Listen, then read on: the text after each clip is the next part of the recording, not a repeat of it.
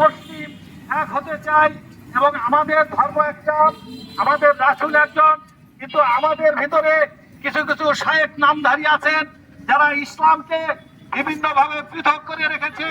আমরা বলতে চাই আপনারা ধর্ম যেহেতু ইসলাম, আমরা সবাই মিলে এই ধর্মকে উজ্জীবিত করব এবং আমাদের যারা ইসলামের বিপক্ষে আছে তাদেরকে আমরা পরাজিত করবো একসাথে।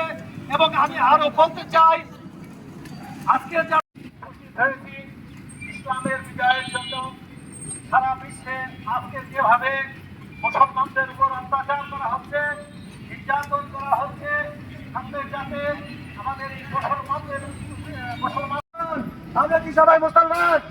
আমরা সবাই আল্লাহর দলে আছি, আমরা সবাই হোসেন পাকের দলে আছি, আমরা সবাই ইমাম মাহদিকে চাই, আমরা কি সবাই ইমাম মাহদিকে চাই? ইয়া আল্লাহ, তুমি ইমাম মাহদিকে করো তো আমাদের ভিতরে পাঠাও।